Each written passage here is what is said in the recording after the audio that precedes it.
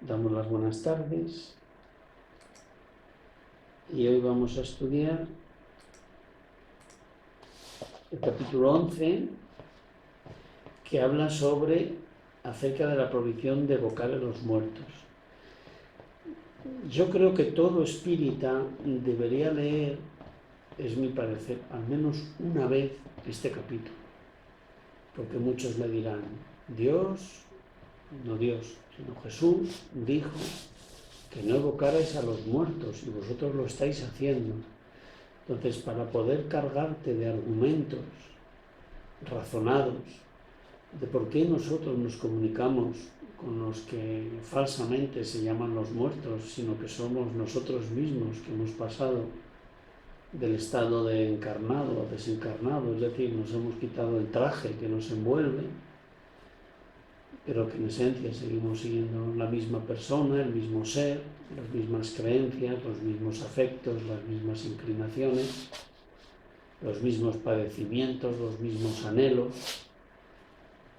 Necesitamos de alguien que nos guíe, que nos guíe y que nos aclare, también para que nosotros nos carguemos de argumentos de por qué hacemos lo que hacemos, sin que ello nos cause un perjuicio o realmente, como sucede en Occidente, sintamos el yugo, el peso de estar transgrediendo una ley de la Iglesia, una norma de la Iglesia o de Jesús, con lo cual nos estaríamos condenando. Entonces yo invito a todo espírita que al menos una vez lea este capítulo. Primero, para su propia tranquilidad, en el sentido de que piense de que no está transgrediendo ninguna ley de Dios. Y en segundo lugar, para que vea que estas actividades que nosotros hacemos, lejos de darle la espalda a hermanos que quieren comunicarse como nosotros, lo que en realidad estamos haciendo es darnos la vuelta y abrirles los brazos para escucharles e intentar ayudarles. No porque nosotros seamos mejores que los demás, ni muchísimo menos. De hecho, pensamos que lo hacemos porque somos nosotros los que necesitamos esa comunicación, porque la espiritualidad bien podría hacerla sin nosotros, sino que lo hacemos como una obra de caridad, y que el hacerla tampoco es gratuita para quienes la practican. Se requiere de rigor y de estudio de las personas. No es una cosa baladí, no es una película de sobremesa ni nada parecido. Es un trabajo serio que se intenta hacer con la mayor seriedad, tratando de ayudar y de no dañar a nuestros hermanos. Vamos con el primer ítem. ¿Qué quieres? 1. La Iglesia no niega de ningún modo la realidad de las manifestaciones espíritas. Por el contrario, según vimos en las citas precedentes, las acepta por completo, pero las atribuye a la intervención exclusiva de los demonios. La ley mosaica castigaba con la muerte esas prácticas condenables en uso entre los gentiles, dice el libro del Levítico. No busquéis a los magos ni deseéis saber cosa alguna de los adivinos, a fin de que no os contaminéis con ellos. Mirad, por un lado la Iglesia sostiene que las comunicaciones se hacen exclusivamente con los demonios. Ya hemos hablado de los demonios, ¿no? Que son ángeles caídos.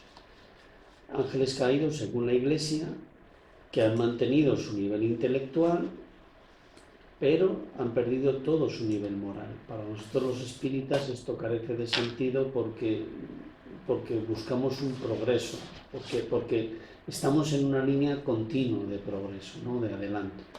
Luego esto ya nos parece inverosímil. Y luego, después de haber alcanzado unos niveles morales tan altos, el descender de este modo significaría que no consolida esos conocimientos, lo cual tampoco hace razón, o no entendemos que esto sea así. Y además cabría preguntarse, ¿y Moisés? ¿Moisés no tuvo una capacidad especial para poderse comunicarse con Dios? Pues sí la debió tener. ¿Y acaso Dios era el demonio? Pues entendemos que no lo era. Luego este razonamiento de la Iglesia no parece que sea razonado. Por otro lado, lo que dice el libro Levítico dice: no busquéis magos. Los espíritas no buscamos magos. Ni adivinación. Nosotros tampoco buscamos adivinación, porque nosotros entendemos que el futuro no está escrito, sino que depende de nuestro libre albedrío. De modo que no nos contaminemos, y tampoco lo hacemos de forma altruista completamente. O al menos así debería hacerse en todos los centros. Lo que gratis a uno se le ha dado, gratis debe darlo.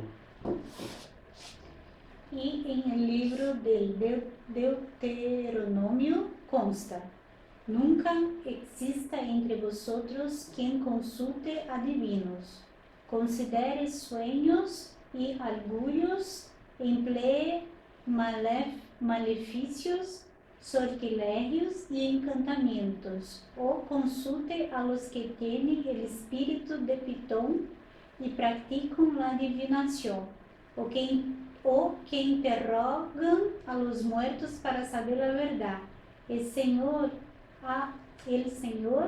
abomina todas estas cosas, y Él destruirá a vuestra entrada a las naciones que cometan esos crímenes. Capítulo 18, versículo de 10 a 12. Hay que entender que en la época de Moisés se practicaban muchísimas adivinaciones, y eso condicionaba la vida de las personas, porque daban por verdades cosas que decían pitonisas o personas que decían que podían adivinar el futuro.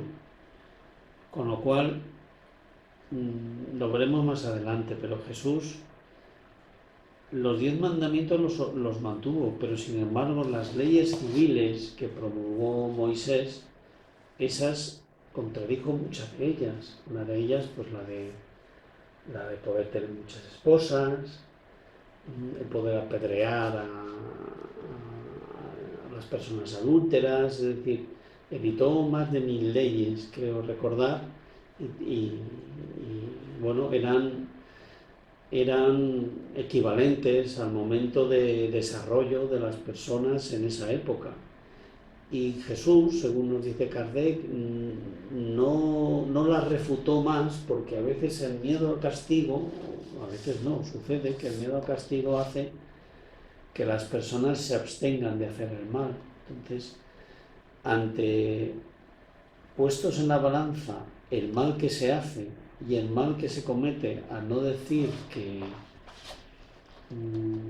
al no abolir todas esas leyes civiles, se optó por no revelar la realidad, de forma que las personas no se condenaran o no tuvieran que padecer más las consecuencias, los efectos de las causas que hubieran producido habiendo ido contra los mandamientos, ¿no?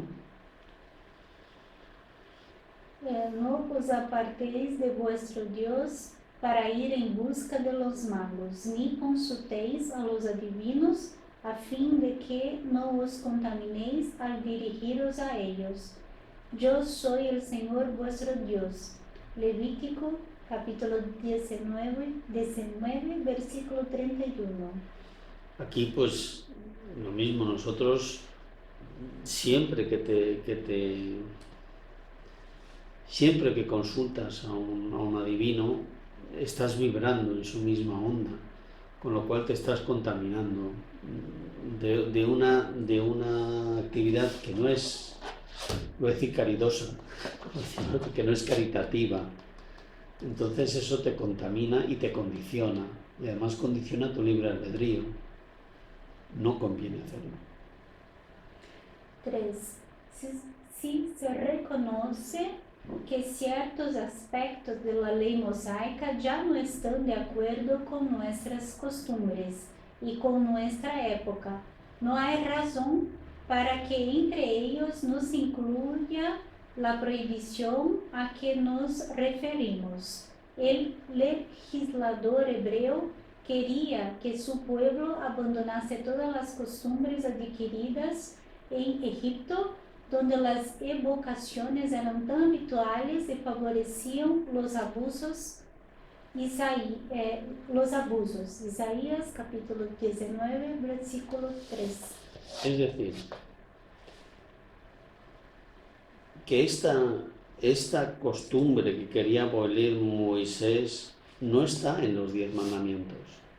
Era una ley civil. No quería que se hiciese por el daño que producía a su pueblo. Igual que Jesús refutó otras normas de Moisés, hubiera refutado esta. Si la comunicabilidad con los desencarnados hubiese sido mala, pero no lo hace, Jesús no lo hace. 4. La prohibición de Moisés estaba aún más justificada porque los muertos no eran invocados por respeto y afecto hacia ellos, ni con un sentimiento de piedad, sino como un medio de adivinación, al igual que en los augurios y presagios explotados por el charlatanismo y la superstición. Isaías capítulo 8, versículo 19. En ese tiempo, el objetivo de las evocaciones era la adivinación y que se había hecho de ellas un comercio. Estaban asociadas a las prácticas de la magia y de la hechicería, acompañadas incluso de sacrificios humanos. Moisés tenía razón, pues al prohibir estas cosas y expresar que Dios la reprobaba. Isaías capítulo 57, versículos de 3 al 6. Llegaban incluso, fíjate, a los sacrificios humanos, como Moisés, que los 10 mandamientos decían no matarás, no iba a querer ir en contra. Eso iba totalmente en contra del mandamiento de Cristo, ¿no? Claro. Esto sí. ¿Dónde estamos? Aquí, estas prácticas supersticiosas se perpetuaron hasta la Edad Media. En la actualidad, la razón ha hecho justicia y el espiritismo ha venido a mostrar el objetivo exclusivamente moral, consolador y religioso de las relaciones de ultratumba. Fíjate, en el mundo azteca se hacían hasta 50.000 sacrificios anuales. Al rey Sol, los sacrificios eran de niños de menos de un año. Es decir, estas costumbres que se hacían pensando en que se halagaba a Dios y se mataba a una de sus criaturas, han llegado hasta mucho más allá, ¿no? Hasta el siglo XV, ¿no? De modo que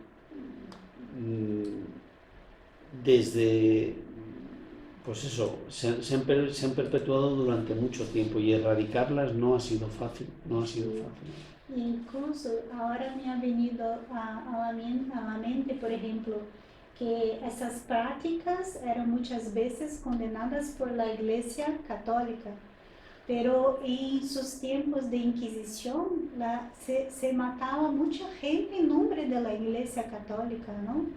Qué cosa más rara, si pensarmos un poquito, los reyes ahí practicaban la Inquisición y todo eso. Sí. Y era contra el primer mandamiento de Dios, que no matar, ¿no? Sí, eso la Iglesia lo ha hecho durante muchos siglos. Las naciones europeas Algunas naciones europeas apenas tienen 2 siglos de antigüedad, y todo lo que es anterior a eso, a las conformaciones de las naciones, de España, de Italia, de los Países Bajos, eran pueblos que se enfrentaban los unos con los otros continuamente. También la Iglesia entraba en ese juego. Era un juego de poder. Sí. Y se ha mantenido hasta hace pocas fechas. O sea, muchas veces condenaban a hechicería enviando a la propia muerte a las personas que la practicaban. Entonces, por un lado, condenaban la hechicería, por otro, no cumplían con la propia ley de Dios, que era no matar el prójimo. Sí, es la elevación moral que tenían aquellas personas y los intereses creados. Los intereses creados hacen siempre en las personas hacer que lo que es blanco lo vean negro y viceversa, porque se confunde la razón con la conveniencia. Y eso nos ha hecho como pueblos tener actitudes y tomar decisiones y ejecutar cosas que para nada estaban bien, pero que nos suponían un beneficio. Y en nombre de ese beneficio lo hacíamos. Muchas veces para proteger a tu familia has matado a la familia de otro. También. ¿No? Estamos llenos de esos episodios. Sí, y al final, cuando todos estuviéramos un poquito más desarrollados, vamos a ver que todos somos hermanos, independiente de la sangre, ¿no? Incluso hoy, lo que no nos armamos con una armadura o sea, no nos enfundamos una armadura y empuñamos una espada, no lo hacemos. Pero sabemos que estamos vendiendo armas, sabemos que con esas armas, el destino de esas armas es matar al prójimo, y convienen a estas industrias que existan las guerras para que esas armas entren en el mercado y se compren. Además se compran en momentos de extrema o de necesidad, porque tú quieres defender las fronteras de tu país, entonces te hipotecas, los bancos te dan crédito, con lo cual tú puedes comprar más armas, defenderte del agresor o agredir.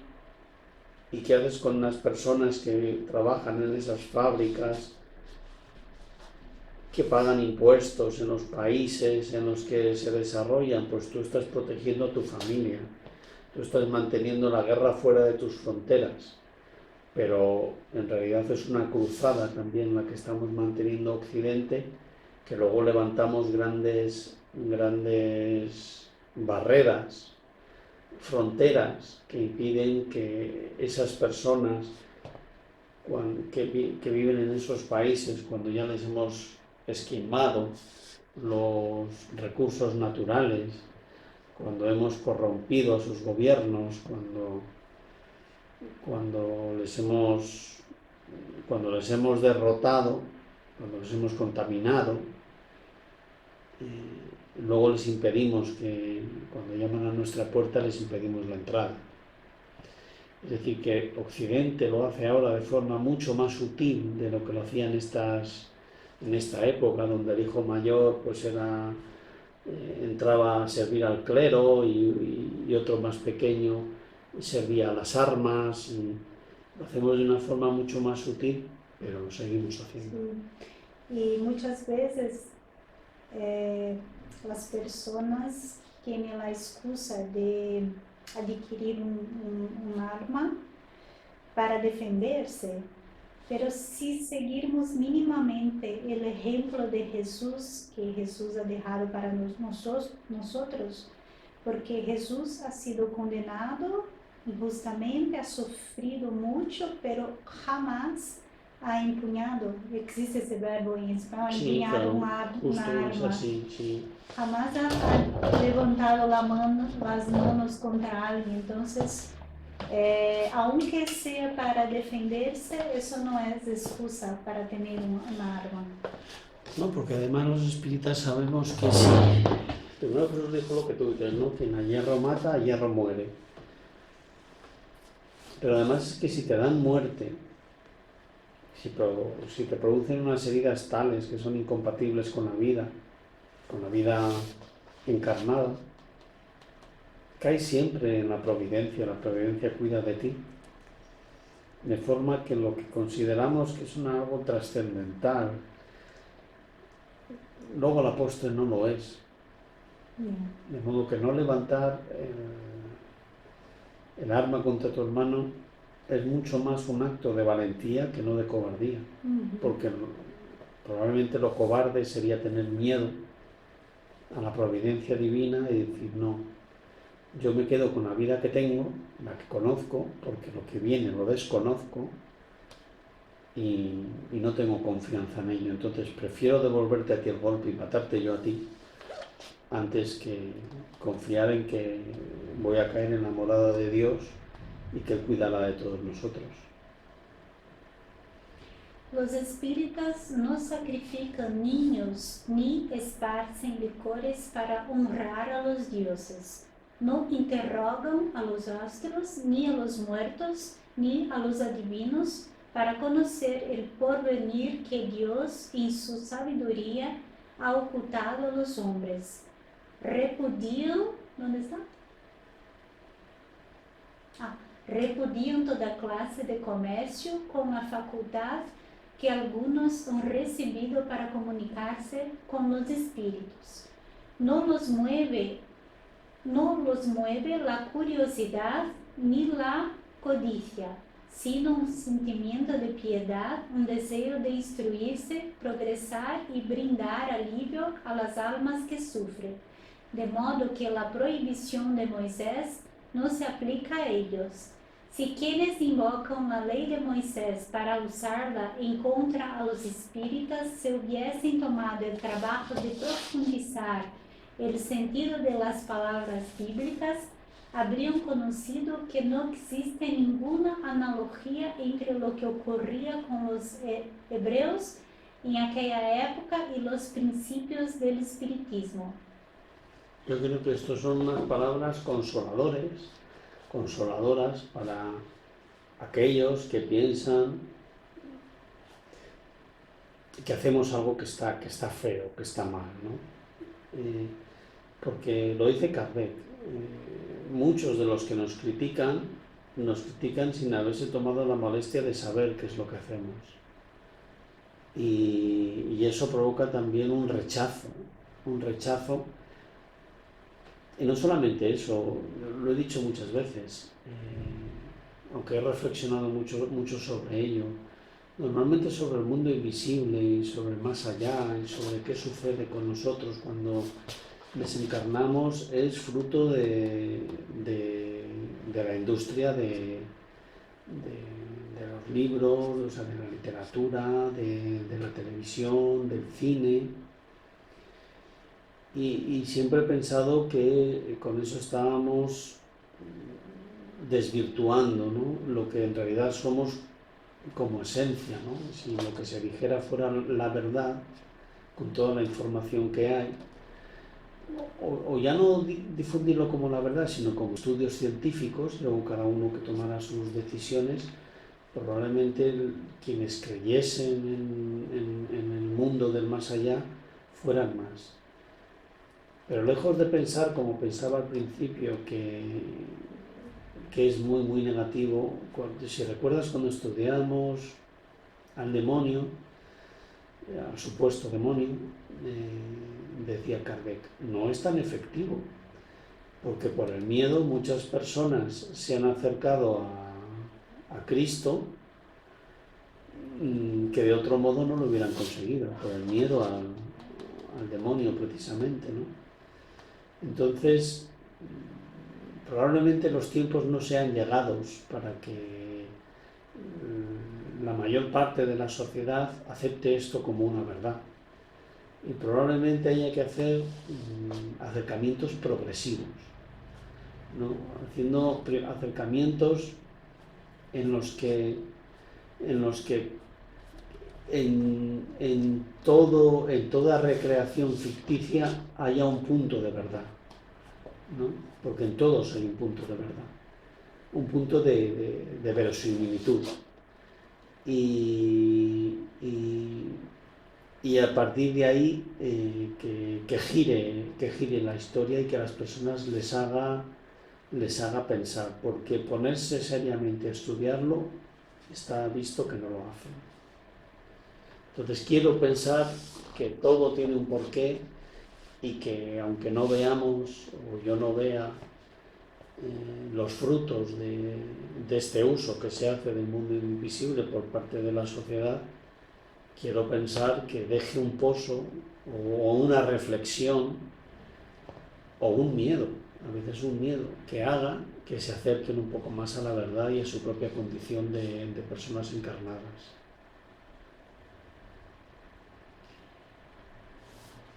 Es el 5, ¿no? Yo pensaba que lo habíamos leído. ¿O no? Sí, no lo hemos leído. Vale.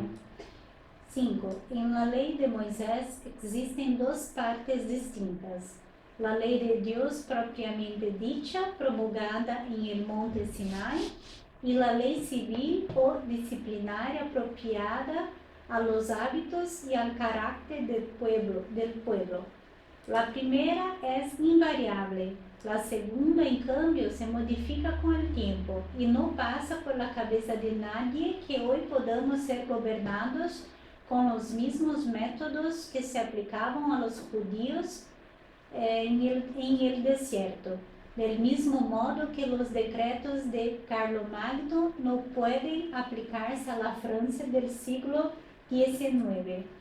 Es lo que venimos diciendo, eran leyes civiles que se aplicaban a un pueblo determinado. Y a medida que el pueblo avanza, lo mismo sucede en nuestra sociedad, pues el Parlamento va aprobando nuevas leyes y modificando las anteriores. ¿Tú quieres leer ahora? Sí. 6. ¿No vino Jesús a modificar la ley mosaica, haciendo de su propia ley el código de los cristianos? ¿No dijo él: habéis aprendido que se dijo a los antiguos tal cosa, y yo os digo tal otra? Con todo, ¿modificó la ley del Sinaí? De ningún modo, sino que la sancionó. Y toda su doctrina moral no es más que el desarrollo de esa ley. Ahora bien, Jesús no se refiere en ninguna parte del Evangelio a la prohibición de evocar a los muertos, a pesar de que era un asunto muy importante como para que lo omitiera en sus prédicas, principalmente si tenemos en cuenta que trató otros temas secundarios. Es decir, que si tratando temas secundarios no trató uno primario, que sería no evocar a los muertos, sería porque tal evocación no era.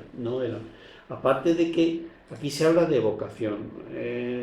Kardec nos habla mucho de evocación porque él evoca a los espíritus que en una mesa mediúnica le han dicho algo, y entonces desde otra mesa distinta lo que quiere es contrastar para aplicar ese método científico. Mientras que lo que hacemos en los centros espíritas, nosotros no evocamos, nosotros decimos que venga el espíritu más importante o más necesitado, dejamos a la espiritualidad superior que marque la prioridad. Nosotros no sabemos quién va a venir, no evocamos a nadie. Él utiliza mucho la evocación, este término, porque él contrastaba la información, sin decir qué es lo que había dicho en una mesa mediúnica. Ese mismo espíritu o otro espíritu del mismo nivel moral les daba la misma información y entonces la contrastaba y la reflejaba. En definitiva, se trata de saber si la Iglesia coloca a la ley mosaica por encima de la ley evangélica.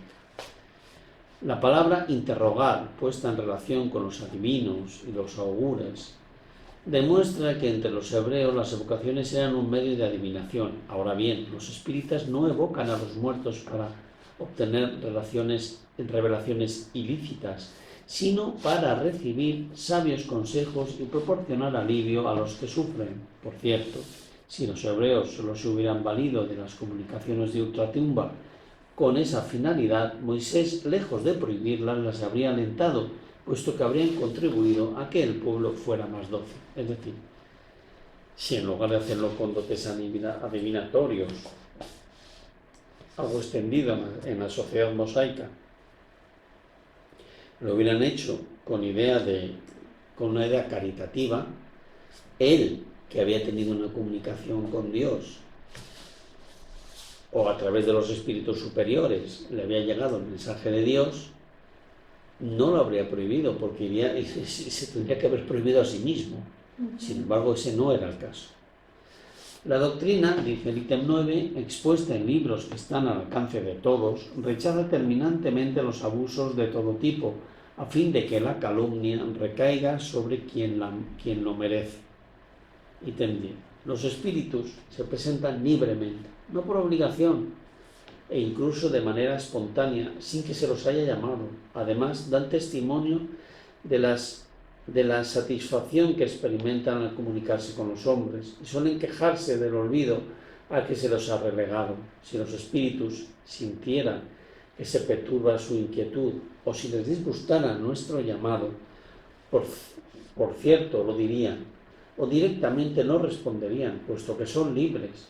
Cuando se manifiestan es porque eso les place, es decir, tienen libre albedrío, no vendrían, y sin embargo cuentan sus penas para que, compartiéndolas contigo, tú trates de aliviarlos, porque ellos ya no están encarnados y a veces no lo saben, y puesto que no lo saben, tienden a comunicarse con un encarnado porque piensan que están en el mismo momento, en el mismo estado. Entonces, la labor del comunicante, del doctrinante, no es una labor fácil. A nadie le gustaría decirle a alguien que ha desencarnado y que ha dejado a su familia aquí.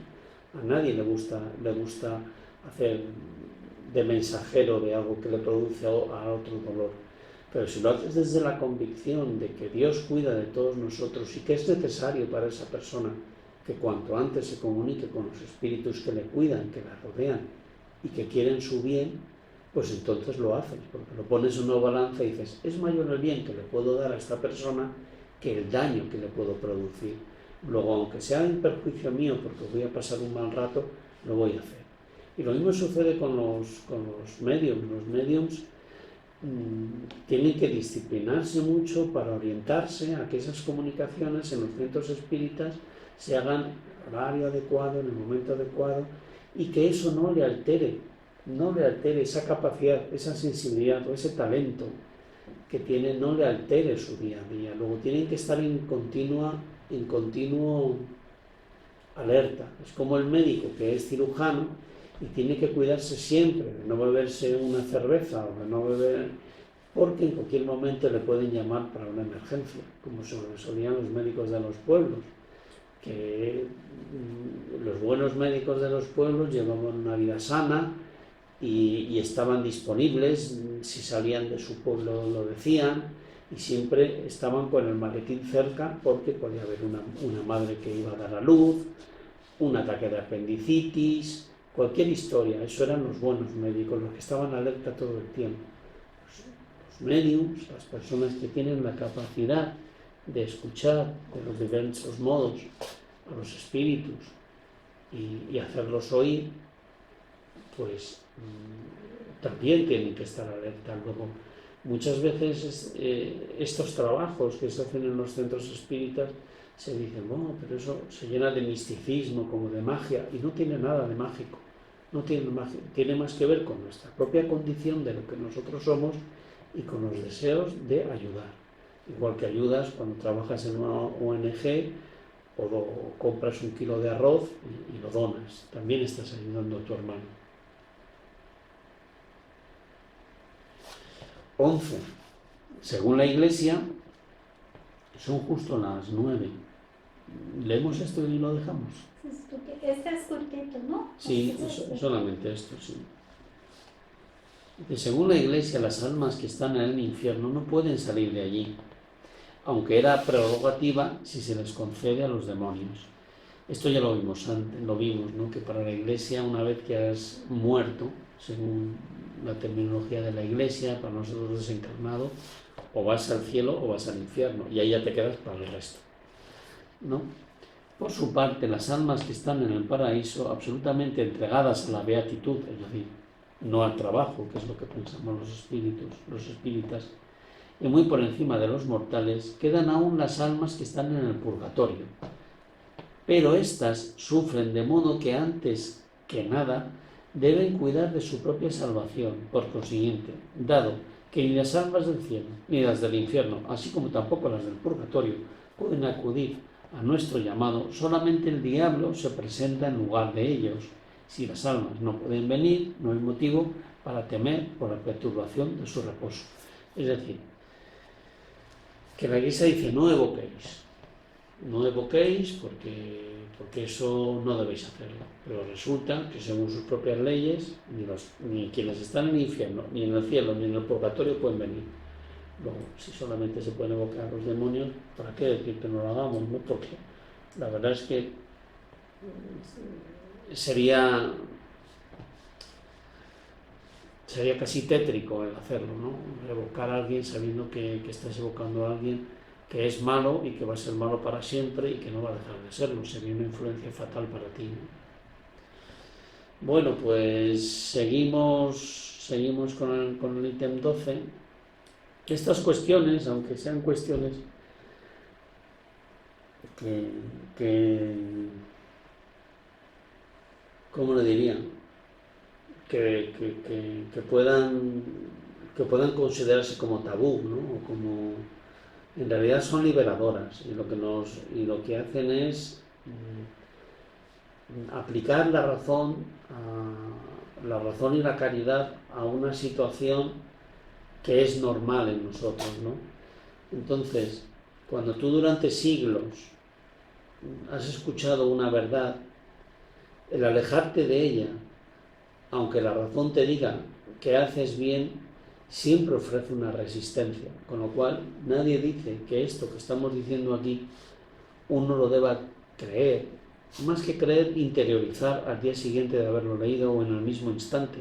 Todo requiere de un tiempo, y más en una sociedad tradicional como son las sociedades y las culturas occidentales. Bueno, pues marcamos esto así en amarillo para acordarnos y nos despedimos hasta la próxima conexión, hasta el próximo corte de vídeo. Un abrazo a todos, cuidaros. Iniciamos la grabación. Buenas tardes.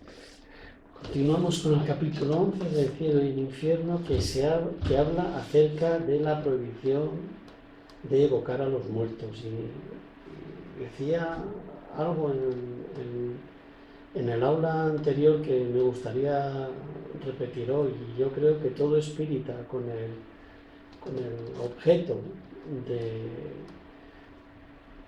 de quitarse el pesado fardo que supone estar haciendo algo que la Iglesia Católica dice que está prohibido, debería leer este capítulo. Debería leer este capítulo primero para quitarse ese pesar y luego para que desde un punto de vista analítico entienda que la prohibición de evocar a los muertos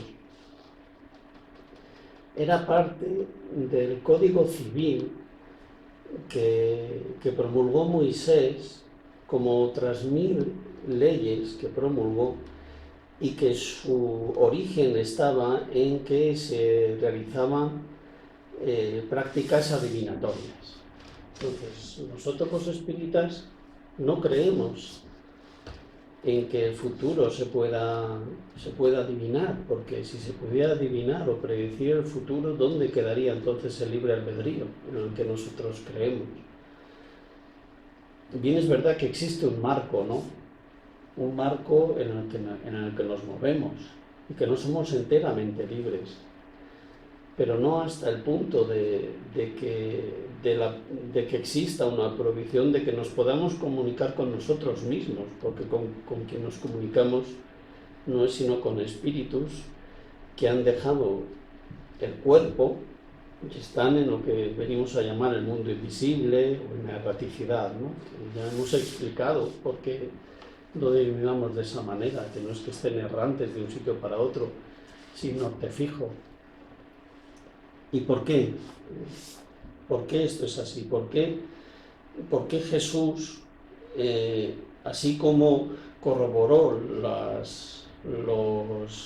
los 10 mandamientos, no prohibió también el evocar a los muertos. Porque si revocó otras leyes menores, como el repudiar a la mujer que había sido adúltera, y no hizo, en el sentido de que no debía castigársele con el castigo tan tremendo que se le estaba haciendo, no hizo lo mismo con esta prohibición.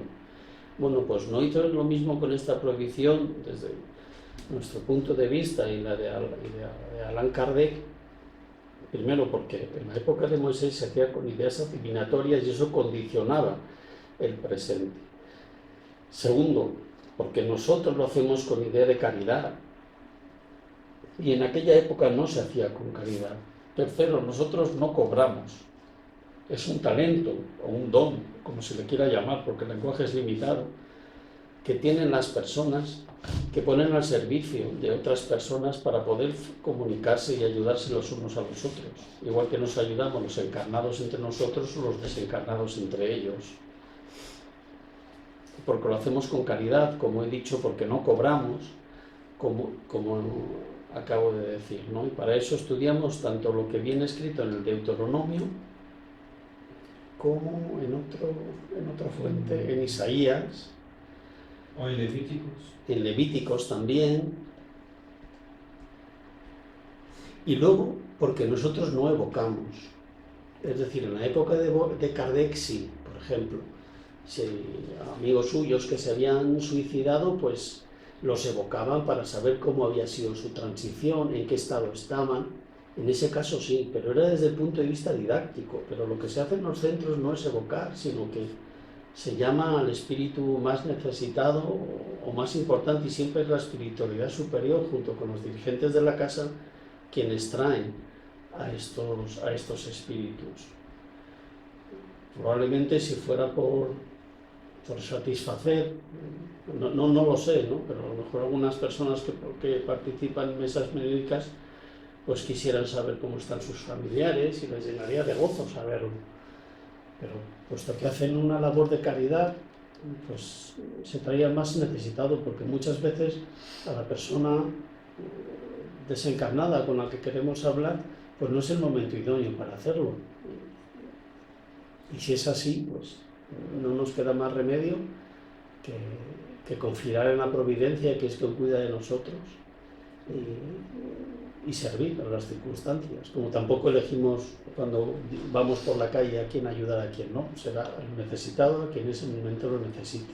Y además, pues, sabemos que esta comunicación del plan espiritual hacia nosotros, no somos nosotros que elegimos. Entonces, es como dice que es un teléfono, como se dice, de una línea que viene la llamada. La llamada viene del otro lado. Del otro lado para acá, no al revés. Entonces vienen los que son permitidos venir, los que son necesitados. Pero la invocación, mira, aquí vamos a poner unos puntos claros y lógicos. La invocación en sí misma no es un problema. Kardec no dijo que evocar es un problema. Incluso no es el problema el que la condenación de Moisés no fue por la evocación. La condenación de Moisés fue el propósito de la evocación, porque se evocaba espíritus para cosas materiales. Para adivinación, para tener ventajas personales, y esto fue lo que pasó. Además, se utilizaba esto y se quitaba la fe. Entonces, por ejemplo, lo que la gente tiene que aprender es orar y pedir a Dios que nos dé lo que necesitamos, que Él sabe que es lo que necesitamos, no nosotros, pero que no quite el libre albedrío. Y Kardec nunca prohibió hacer la evocación, porque no es la evocación el problema, es el propósito que está por detrás de la evocación. Incluso Él hacía evocaciones, y a través de las vocaciones fue que nos trajo de varios espíritus la enseñanza espírita, porque fue evocando, fue preguntando, fue teniendo un propósito de educación que conseguimos llegar al espiritismo. Entonces, no es la evocación que es el problema, Es el propósito de la evocación. Mismo que, y hay ciertos espíritus que lo hacen, todavía hoy en día, con un fin de aprendizaje, con un fin de desarrollo científico del propio espiritismo, y se evoca. Lo que dice Kardec es que evocar conlleva algunos peligros. Por eso es complicado hacerlo, y es mejor no hacerlo. ¿Cuándo? ¿Por qué? Porque el propósito del espiritismo hoy en día, el momento de la enseñanza ya vino, ya dijo Kardec, los propios espíritus, que había el momento de llamar la atención. Está en el viaje espírita de 1862. El momento de llamar la atención pasó, que fue en las mesas girantes. Después sería el momento del desarrollo de la filosofía, que ya pasó con Kardec y con muchas cosas. Y el tercer punto, el tercer momento del espiritismo sería de la práctica espírita, que es a esta hora, que es ayudar a que la humanidad se transforme moralmente, ¿no? Entonces, por eso que hacemos hoy es mucho más practicar la caridad. Y mismo aquí en el centro, cuando hacemos las reuniones, evocamos. Pero evocamos de una forma que a dejar que los espíritus elijan los que quieran, para que se llegue al propósito a lo cual tenemos. Entonces, la prohibición de Moisés no está volcada a la evocación y sí al propósito de la evocación. Hoy hacemos, el espiritismo hace evocaciones con un propósito único de practicar la caridad y traer la enseñanza para la humanidad, ¿no? Y hay un punto importantísimo aquí que es que de notar, y que muchos ni hablan sobre esto, que es el punto de que si la evocación de los espíritus, si hablar con los muertos era algo del diablo, del demonio, como decía, como está en el Deuteronomio y todo esto, ¿por qué Jesús invocó a los muertos entonces y habló con Moisés y con Elías en el monte? Y nos trajo esto a través de la Biblia. Y dijo a los discípulos, no comentar nada de esto hasta que me vaya. Pero lo permitió que comentara y que estuviera en la Biblia para enseñarnos que sí, que no es cosa del diablo. Porque si esa es cosa del diablo y si el que practica la comunicación con los muertos va al infierno, entonces vamos a encontrar a Jesús en el infierno, porque Jesús habló con los muertos y sabemos que no es así. Entonces es muy importante tener esto en cuenta, porque todo lo que hacemos, Dios nos, vamos a decir, o nuestra propia conciencia, o las leyes divinas, nos van a afectar de acuerdo con nuestro propósito en toda la vida. Si queremos hacer el bien y nos equivocamos, vamos a ser evaluados no por el error que hemos cometido, pero sí por la voluntad que tenemos de hacer el bien y sin embargo no pudimos hacerlo por alguna cosa.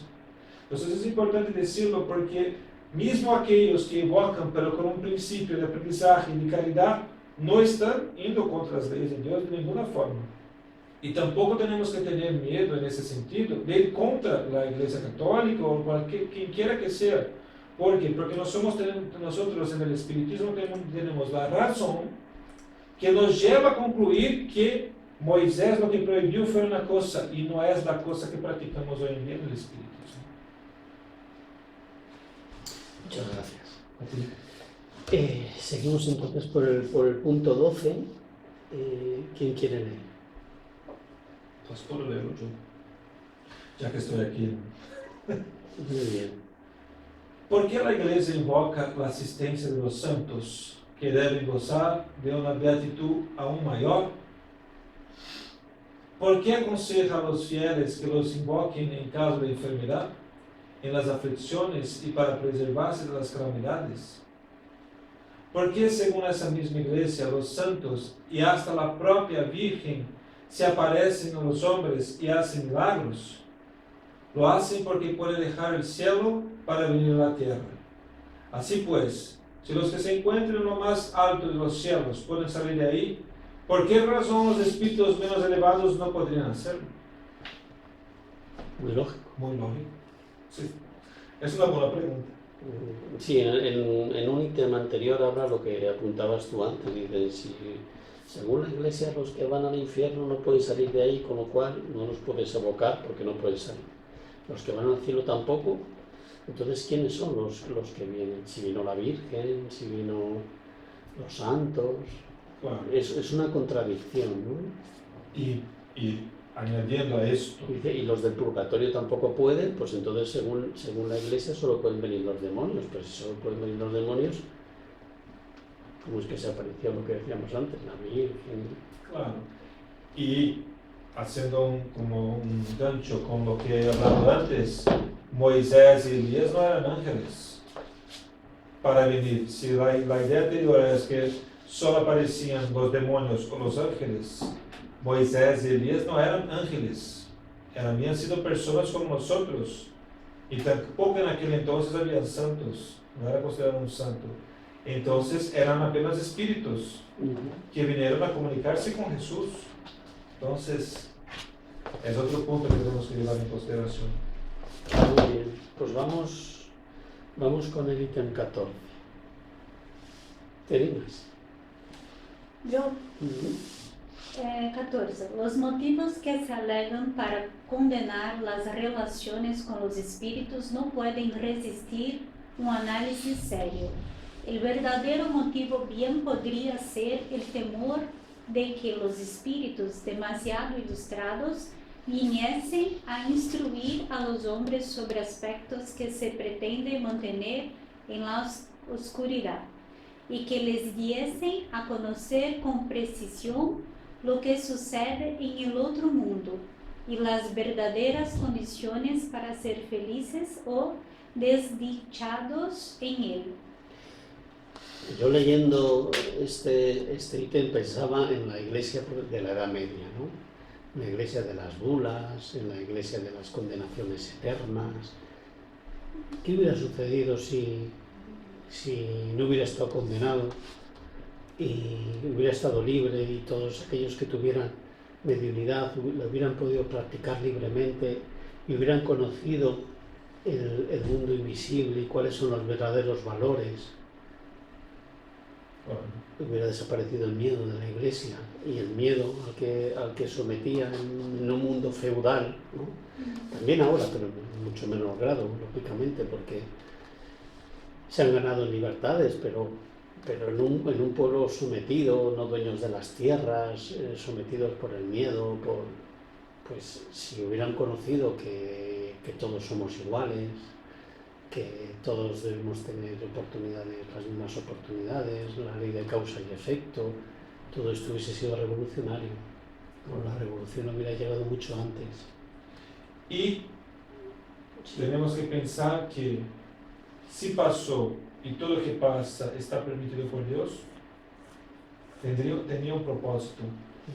Por aquel entonces, ese tipo de conocimiento hubiera dado posibilidades de que la gente se perdiera.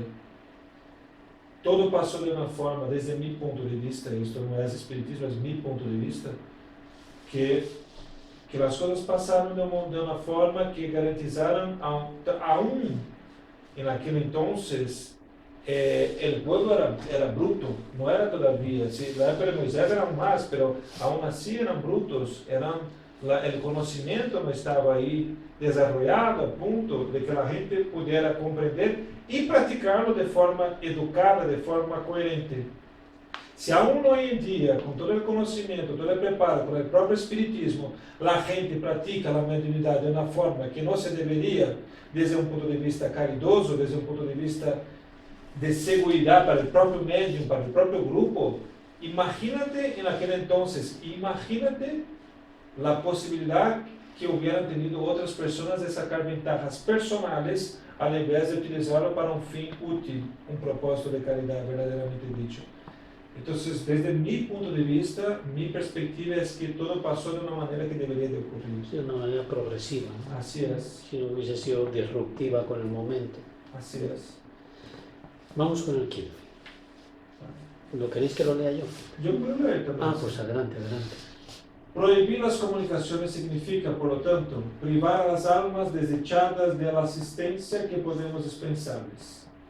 Las siguientes palabras de un espíritu resumen admirablemente las consecuencias de la evocación cuando se practica con una finalidad caritativa.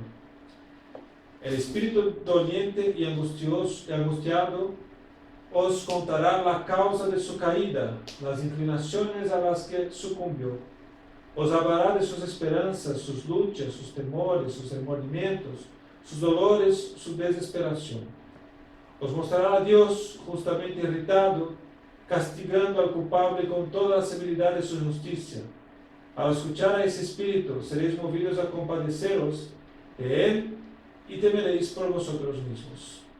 Y si lo seguís en sus lamentaciones, veréis que Dios nunca lo pierde de vista, siempre a la espera del pecador arrepentido, para tenderle los brazos tan pronto como trate de regenerarse.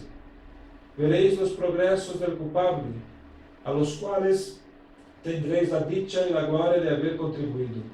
Los seguiréis con solicitud, como el cirujano que acompaña la cicatrización de una herida que cura a diario. Bordeaux, 1861. Yo creo que en este párrafo ni falta ni sobra nada. Sí. Yo creo que es una descripción muy acertada, ¿no? de lo que significa practicar la caridad con un hermano. Y lo tenemos como ejemplo sobre los jueves. Todos los hermanos que vienen y hablan con nosotros y nos traducen sus angustias, sus miedos, sus situaciones, sus incomprensiones, ¿no? ¿Qué sería, ¿no? Claro, la espiritualidad siempre encuentra una forma de ayudar, no somos indispensables, pero mira qué educativo y qué pedagógico es para nosotros mismos conocer nuestra realidad después de la muerte física y poder prepararnos para no enfrentar cosas que nuestros hermanos están enfrentando, ¿no? Todo esto nos ayuda a evolucionar, todo eso nos ayuda porque es una realidad que nos deparamos y nos pone, ¿no? Es lo mismo cuando somos pequeños y vamos al cole, ¿no? Y aprendemos mates, y aprendemos portugués, español, y aprendemos lengua, idiomas, lo que sea, y que no sabemos para qué sirve, ¿no? Creemos que es una pérdida de tiempo y no ponemos muchas veces las pilas para estudiar, ¿no? Creo que pasaría lo mismo, y pasó lo mismo por mucho tiempo. Ahora con el espiritismo y con la práctica del espiritismo a través de la mediunidad, nosotros vemos todo lo que aprendemos en la práctica y sus consecuencias prácticas, y podemos tener mucho más presente lo que debemos hacer y no hacer para conquistar una felicidad mayor en el mundo espiritual. Muchas gracias. Me quedo con dos frases. Una de ellas dice: seréis movidos a compadeceros de él, del Espíritu Comunicante, y temeréis por vosotros mismos, porque tenemos la capacidad, puesto que nacemos simples e ignorantes, tenemos la capacidad de empatizar y de ver y de ponernos en los zapatos del espíritu con el que comunicamos. Esto ya es un retorno. En términos económicos diríamos un retorno de la inversión, ¿no? Pero vamos, es una mala utilización del lenguaje. Digamos que tenemos, si se puede decir, una pequeña compensación o una gran compensación al hacer ese ejercicio. Y sobre todo dice, tendréis la dicha y la gloria de haber contribuido. Es decir, haber contribuido en algo, en el progreso de un hermano es una huella imborrable en esa persona. Es un cúmulo de experiencias y tú contribuyes en esa experiencia en particular, con lo cual no hay nada, yo creo que equiparable a la sensación de haber ayudado a otro a mitigar su dolor, a tomar conciencia de quién es, en haberle ayudado un poco, ¿no? en haber compartido tu conocimiento con otro, en haber aplacado su dolor, su angustia, sus anhelos, su soledad. Pues con esto cerramos este capítulo y detenemos aquí la grabación.